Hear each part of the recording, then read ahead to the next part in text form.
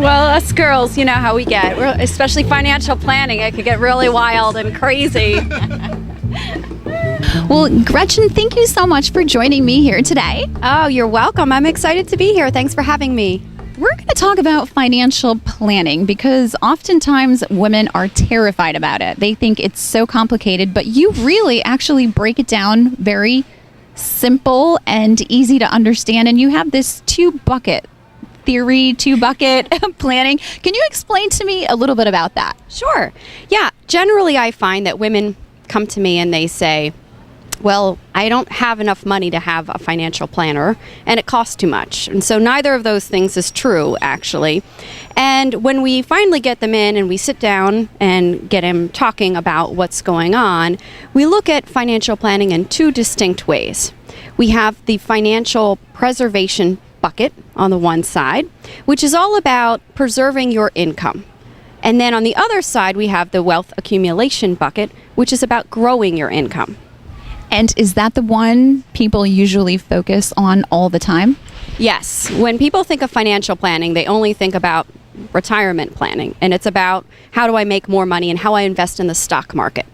But if they miss the wealth preservation side, then what happens when life happens? They have no more money. So what do? They go chasing after finding the money in their wealth accumulation bucket, and they take money out of their 401k.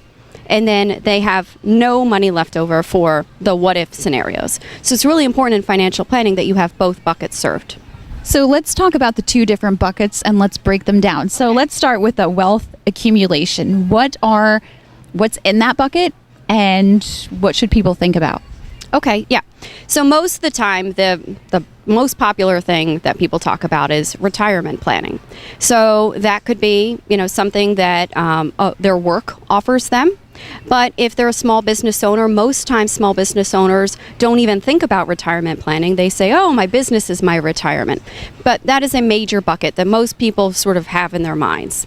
Other buckets, other things in that category are college savings planning. College today is increasingly, expensive, right? You have kids and it's actually astounding how much it is. So you can start saving for somebody for their college education as early as day one. Right? The first day they're born, you can set up a plan in that space and actually grow your money.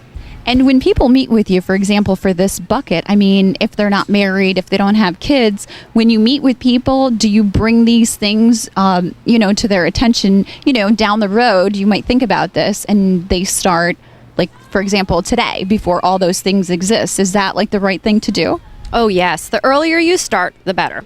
So because of this thing called compound interest. So compound interest is the concept that your money is making money on your money is making money. It's like a snowball, right? So think about a little tiny snowball. When you start rolling it around, it's very small. But then after a while, you start rolling it around, it gets larger and larger and larger. So the more time that you have to grow that snowball, the better and larger it's going to be. So younger folks in the category, it's not a matter of, oh gosh, I don't think I'm going to retire one day, or I don't think I'm going to get married, or I don't think I'm going to have kids. Of course, they want all of those things. So the sooner that they know that they're going to have those things and they start planning for them, the better. But you know what? It really all comes down with a plan. So I think most folks get a little tied up in they don't know what they're saving for. So then they don't want to save because it's arbitrary to them. So if it's between buying a really gorgeous dress or saving for retirement, somebody in their 20s or early 30s might say, gosh, I'm going to buy the dress because I've got eons of years to have, right? But if you can understand that, okay, if you start earlier and how much that compound interest grows for them over time, then they're much better off maybe buying the dress, but maybe a cheaper one, and maybe saving for retirement too. Yeah, just like anything else, right? If you understand what you're doing and if you understand why you're making the choices that you're making, you're going to be making better choices and you're going to get excited about it. And I'm really about women's empowerment through this process. So let's talk about the other bucket, the wealth preservation. Tell me about that, what's in that, and pros and cons. Okay. So really, I only see pros in that bucket because that's the sort of more insurance-y side bucket. That's the bucket that people don't tend to think about. But like I said, it's not a matter of if life happens, it's a matter of when life happens. So the things that would fall into that bucket are more or less like a savings account, right? You have a checking account at a local bank, and you also want to have a savings account. Now, you don't want to put all of your money under the mattress or in that savings account, because right now it's making 0.01%, and it'll take you 7,000 years to double your money in that account. So none of us have 7,000 years, so we should think about, when we're proper planning is looking at both. But you do want to have some money set aside just in case, the roof goes, or you need new tires, or your house gets robbed, or something like that. You need to have some money in that account. And really, from a benchmark standpoint, you want to have between 3 and 6 months of your rainy day, of your current salary available to you in that account. But one other part that most people don't think about, or their lives get too busy, is the insurances. And that's really another critical factor in that wealth preservation side of making sure you have the proper life insurance. If you're a small business owner, you want to make sure you have disability insurance, because like we were talking the other day, if you don't have disability insurance and you get in a car accident and you're a small business owner, well, who's going to take over your business, and how are you going to get paid during that time? So you really want to try and have those things that are covered for you in the unfortunate circumstance of the, oh my gosh, life just happened bucket. In the wealth preservation bucket, there's long-term care. Can you tell us a little bit about that, and what women should think about in terms of that also? Sure. Yeah, long-term care has this icky thing about it that I think people don't want to think about. But just like everything else we talked about, the sooner we think about these kinds of things, the better off we are. Unfortunately, women are far more apt to die alone and in poverty. And so, we're the sole caretakers of the men in our lives, and mostly, right, and everybody else, right? And then they're more apt to die before us. And here we are stuck trying to take care of ourselves, and there isn't anybody to take care of us. And traditionally speaking, these days, the kids have all moved away from home, and there isn't anybody to come home. And even if you could, for example, my parents live in West Virginia, it would be difficult for me to uproot and go take care of my mom if she needed the care. So proper planning is always about planning for the probability that something like that's going to happen. So traditional long-term care, though, can be kind of tricky. So there are new things out there are new platforms out there that can help women achieve that sense of independence in their older years without having to sell every single one of their possessions to go into a nursing home facility. I think that's something that has been a huge topic around the baby boomer women that I've been talking to, and one that they shouldn't be afraid of. And again, if they plan properly, they don't have to worry about it when they're 80s and 90s, when it is inevitable. It's going to creep up on them. So we want to make sure that they know what their choices are, they know what's available to them, and then they can make those proper choices kind of at a younger age, so they're prepared when they get a little older. I really can't emphasize enough that women just believe that they just don't have the money to have a financial plan. And my philosophy is really, it doesn't take any money whatsoever. You can have $5 in your wallet and you can just start the plan, because the perfect place is to start wherever you are today, just like they say in yoga. And if you're making that first step, that $5 will become $10, will become $100, will become $1,000. And wherever you are in your life, whether you're a young person or you're just about to retire, if you're starting from that place, then we can get you there. We can help you achieve your goals. Well, thank you so much for joining us today. You're welcome. Thank you for having me. I had such a fun time. Thank you. Thanks, Paula. Thank you.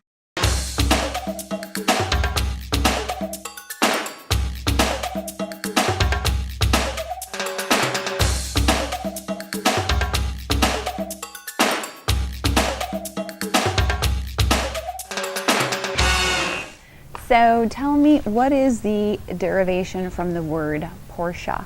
Porsche, it depends on what you're looking for. Okay. But Porsche, for me, is an Austrian family that's their last name, and their lineage goes back to Austria. A lot of times people think that it's, they're German. That whole empire there in that area, of course, they have the same background. But the Porsche family and the Porsche name and the Porsche for the cars, for the Porsche crest, comes from Dr. Ferdinand Porsche, who was the creator of the Porsche sports car. And people say that Porsche is a female word. That's right, they do. It is actually considered, and correct me if I'm wrong, in the English language it is considered a female name. But the derivation of why it is, I don't know, other than just Latin. there we go. Portia. There we go. There you go. See, you're in that. I researched, I checked it out. Because a lot of people think that and say Porsche. Porsche. Yes. It's Porsche. Yes. No, it's and I correct people. No, it's Porsche. No, it's not. It's not a female word. It's Porsche. It's a guy's car. What's the right It's Porsche. Porsche? Yeah, absolutely. You're right. Is it a guy's car? It is an equal opportunity car. It is for both male and female. It's not necessarily a guy's car. Of course, because they're sports cars, there's, that whole testosterone fueling, but the cars are pretty and beautiful. If you look at them, if you're going to look at a car and call it beautiful and pretty, I would associate it more with a woman than I would with a masculine feeling. But at the end of the day, it doesn't matter. Really, our customers are male and female. And that's what the word Porsche, like if you look at the definition, it does say classy, female. Absolutely. Delicate. Yes. And that's basically what the car Cool. is, right? Well, I learned something today, which is very nice. But yes, that is what the car is, without a doubt. Guys usually think women are not good drivers. That's right. That is Is what they that think. true? I don't think that's true. I think some men are bad drivers, to be honest with you. I mean, really at the end of the day. But no, without a doubt, no. Women are equally as good or bad drivers as men, or men are as equally good or bad as women. I did some research and Yes. it said that Porsche, the past 2 years, have sold more cars to women Yes. because you're changing the models. Instead of the 2 seats, you're adapting it more to family. Absolutely. Do you sell a lot of cars to women here? We do. Absolutely. Without having driven it, I'd say the looks are spot on fabulous. So Lydia, you were telling me you're part of the club. You were telling me you're part of the club. Yes, part of the Porsche Club of Hudson Champlain area. What's your position there? I'm the secretary of the club. I used to do the activities for a couple of years, and then after that, I agreed to do the secretary. And do you see a lot of women? Because people say Porsche is a guy's car. There is a ton of women. It's really become a couples type of activity. As a matter of fact, one of the first times my husband went to a Porsche meeting, I sent him on his own. I said, I'm not going there. It's all the guys are going to be there. And I got a phone call from him saying, get over here. All the women want you here. All the wives are here. And they got on their phone and they're like, come on over. There's food, there's drinks. So I was like, okay. I was a little hesitant, but when I got there, it's just as much of a women's event. It is the guys. This is my car. I drive this car. Tell us about the car. Now, do you call it a he? Do you call it a she, it? I think it's a he because I'm a girl and I want a he to take care of me on the road. They say it's a guy's car. It has the standard, the Women everything. like power too. Do you like power? I do. Is that I why you do. wanted the car? That's a lot of what sold me on it. And you said it's a he. Yeah. But do you But know? he's got big hips in the back. But do you know Porsche is actually a female word? Yes, it is. Yes, it is. In fact, there's a Shakespearean character named Portia. That was her name. So, but I think it's a he just because he's got muscle. They say that women need big bags because we put so much stuff into the bags, and we need big cars because we have kids, we have groceries, we have dogs, cats, whatever. But where do you fit everything in here? Okay, there's a little frunk, they call it a frunk in the Porsche that, believe it or not, The trunk is actually here? it's actually here under, Oh, wow. under the front hood. So you fit everything here. Everything here. For how many years have you been driving Porsche? Since 1964. 1964? Wow, how many have you had? Maybe 10 or so. Really? Oh my God, that's awesome. I've got 85 Carrera and 07 Cayman. And what do you like about them? Well, they're just an interesting car and fun to drive. Do you like to go fast? Not really. I've never had the fastest cars around, but none of them have been boring. Deborah, thank you so much for joining me here today. You're welcome. I saw you at this event, the New York City Ballet Gala at SPAC, and I thought this event was amazing because it showed two different worlds. How do you cover events like this, and what is it like? Well, first of all, for me, it was really fun to cover an event that was British, you know, with all these things that people brought in, Union Jacks, red telephone booths, which is basically, it exemplifies Britain, Great Britain for me, is the red telephone booths. And so I walked in there and I'm like, oh, I'm home again. Marmite chips. Well, actually, crisps is what they call them in England. Where'd you get these from? People were bringing all these little tchotchkes and ideas that they thought were British. And for me, it was so much fun. As far as it being two different events, I've never seen this before. It's actually one event with two choices. So you could either have a tent on the lawn and have the theme, and it was 60s, which to me was fabulous, you know, with the beehives and the long boots and, you know, the Union Jacks and everything. And people were really into that. And then there was the choice of black tie, which people were really dressed up for, and that was inside the Hall of Springs. It was a sit-down meal. So I was excited about the lawn party and the tents. It was, you know, I felt like I was at home at a party. And Well, it was probably hard to get inside. actually, it's funny you should say that. I've never experienced this before, but me and the person who was with me, who was writing for Saratoga Today, we wanted to go in and get some pictures of, you know, what people look like in there, and it was really difficult for us to get, even with our badges and official things and cameras and everything. It was, they had to check to make sure we were who we said we were, and so it seemed really exclusive. So they let us in eventually, and it went and took just a long shot of the room because they really fix up. That Hall of Springs is absolutely gorgeous. And then when they get the lighting and everything and the theme, they had a big flag dragged over one of the tables. So I just sort of lined it up and got a really nice overall shot. And then we left and went back to the lawn party. So, Deborah, let's talk about this picture here. What did you find in this picture? Did you have them pose for this picture? Like, what did you find so interesting about these people to capture them? So in this particular shot, I wanted to get this group, and I wanted to get something that was fun, not just standing looking at me, which is, you know, usual group shots. So the guy that's lying down, he actually fell down. He was sort of, looks like he's breakdancing or something. And I wanted to... No, he fell, but he was going to get into a position. But this is while he's falling, and everyone's reacting to him falling. So, you know, the final shot where he's laying there, to me, isn't as interesting as the action shot. And we're talking about Saratoga, but I got the impression at this event that it was kind of like really Hollywood style. Well, the one that stands out for me, where it really felt like Hollywood, was when the Bowtie Theatre opened. And it was just really fun. There was a red carpet, and people were really dressed up for the first show and the opening. And it had sort of a Hollywood feel. People were showing up in limos, and there were several photographers there waiting to catch the people. And so we ham it up when it's like that. You know, we all play along with that Hollywood kind of feel. You know, people go to a lot of effort to look beautiful and dress up. Why not, you know, get those wonderful pictures? And there was a mob of photographers out there. I mean, are you guys competitors like in Hollywood where there's all this paparazzi and you're trying to get the best shot of a particular person? Does that happen here? I've been really lucky. I haven't really experienced that. In fact, I've experienced the opposite. So here's a photograph that somebody else took. And that's you. That's me in the middle, believe it or not. I think I was trying to be Madonna or something. But the theme was 80s.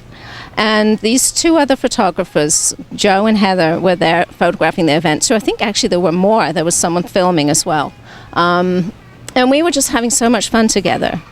And sometimes another photographer might set up a shot and say, oh, by the way, you know, these people are important. You might want to come and get this. I mean, I've just experienced cooperation and, you know, camaraderie between photographers. I've never, although I must admit, there are times when I'm at an event and I'll see another photographer shooting something that I wish I'd thought of.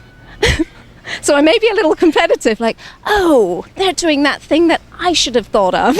Do you compare them when they come out? No. I mean, that doesn't happen very often, but I must admit, once in a while I think, oh, I wish I'd thought of that. Deborah, you had an exhibit in January here in Saratoga, and the focus was women in nature. What inspired you to do that, and what is it really about? Well, the two different answers. What inspired me was that I love to be in nature myself. I find it really healing, and I feel it really grounding. And I found a lot of my friends also were experiencing that. You know, we go for walks in the woods and things all the time to feel better. And so I love doing that myself, and I love photographing women, so I combine the two. And as soon as I really focused on that idea, I found that there were a lot of people who wanted to do that. And now I'm having clients coming to me for so many different reasons. Everyone's different. One of the women, I asked if she wanted to be a woman in nature, and she knew what I meant by that. She said, the idea absolutely terrifies me. And before I could write back, she wrote to me and said, the idea that it terrifies me makes me curious about myself. Now I'm curious about it. I want to know more. And then we met, and we talked, and then she said, I'm ready to go. And when she said it terrifies me and that makes me curious, I said, you sound like one of my clients. Because most of my clients, even my best friends who want to do this, they feel nervous or worried or doubtful. They don't really know what it's about. They have these preconceived ideas about what it's going to be like to be photographed, maybe disappointment with the end result. I don't know. It's different for every single person. And what I'm finding is they're two different people, before and after. In fact, I'm going to eventually make a book, and I'm going to have before what people say, before they've experienced it, and then a photo, like the best photo, and then the after. And you'll see there are two separate, completely different ideas of how they feel. Well, the Women in Nature is an artistic expression. It's really my elements, what I love to do.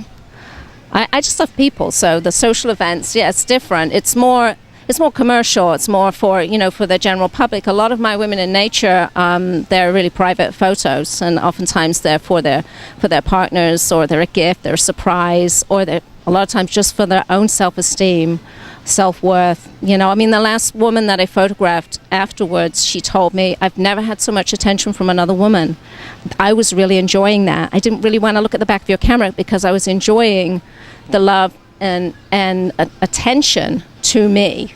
I've never experienced that from a woman in my life. That was what she was enjoying about it, and I've never heard that from all the 30 people I've shot so far.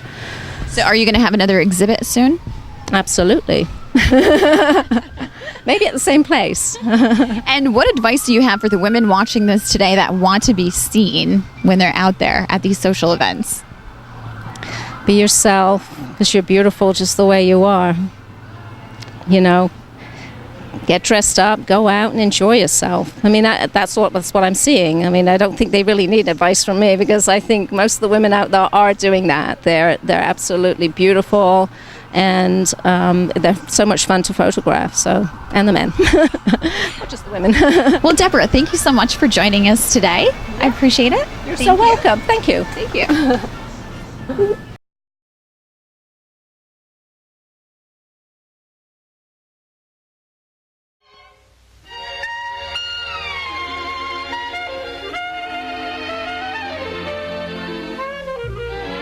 Well, I try to make it every other day, and then the days that I don't go to the gym, which is right around the corner, which makes it very easy.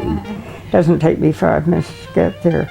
Then I have what I call a push-pull machine in the basement, one of these things where you pump with your legs and pull with your arms. So I keep working at it. How much can you lift or puff? Oh, well, no, I'm only doing 10 pounds with the arm weights. 10? Do you know how much I do, Freddie? I do 3. I do 3. You gotta work at it. Oh, you're awesome. 10? Do you really do 10? Yes. Wow. Wow, I'm really out of shape. Oh my God.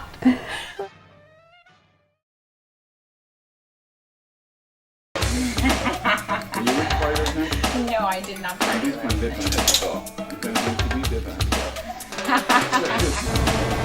This sounds so corny, but look, came out pretty good. Okay. Good. Did I get you? That was refreshing. Oh my gosh. Okay. No, what? So, okay. On 3, 2, 1. Okay, awesome. 3, 2, 1. 3, 2, 1. Can you hear me now? Yeah. You can hear me? You can? Oh, sorry. Is that how you enjoy the day? You're like, my No, I enjoyed the day like this. No. 3, 2, 1. Let's see what the expert says about that. Oh my God, I'm gonna fall in the water.